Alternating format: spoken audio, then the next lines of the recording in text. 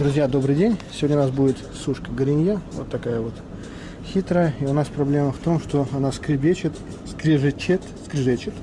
и куча всего забилась. Вы видите, такого плотного, а оно все вон там вот у нас собралось. Сейчас я даже покажу, если смогу достать. То есть вот такие вот вещи, они когда проходят сквозь крыльчатку, вот оно, все, проходит сквозь стенд даже, вот так вот насквозь пролетают. Вот, и попадают туда, то сушка начинает, короче, царапаться. Это проблема. Нужно сначала разобрать всю заднюю часть, снять терм, вот он. Здесь еще сработал термопредохранитель, поэтому она начала вон вся ржавая. Она перестала сушить у нас. Вот ее родная крыльчатка. В принципе, она не забившаяся, пока в ней все хорошо. Сейчас мы посмотрим, что там еще внутри. Ее сполоснуть можно? Сполоснуть? Да, можете. Вон у нас, но там у нас вроде как все в порядке. Сейчас мы посмотрим, что там еще. Ну, короче говоря, когда сушка работает в промышленных условиях, видите, здесь их много, то вот такую вот чистку пользователь ее сделать не может, но мастера могут сделать. И ее нужно делать, там, не знаю, раз в год хотя бы, раз в полгода, в зависимости от загруженности.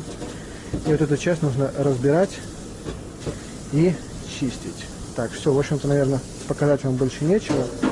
Но вот такие вот вещи эпизодически нужно делать. Сложного здесь ничего нет.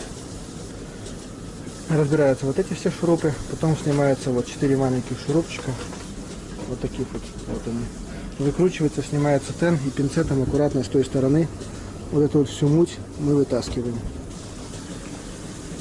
Сейчас еще, знаете, что нужно будет, наверное, почистить? Я вот не знаю, есть ли возможность показать. Видите, смотрите. Опа, вот. Вот это все у нас на крыльчатке. Естественно, это... Сейчас покажу еще раз. Видите? Вот. Это все у нас плохо сказывается на аэродинамике и на дисбалансе самой крыльчатки. Естественно, со временем может разлететься. И это будет не очень хорошо. Сейчас я вот это все почищу. Я уже показывать это не буду. И соберу ее обратно. Я думаю, что все после этого будет работать.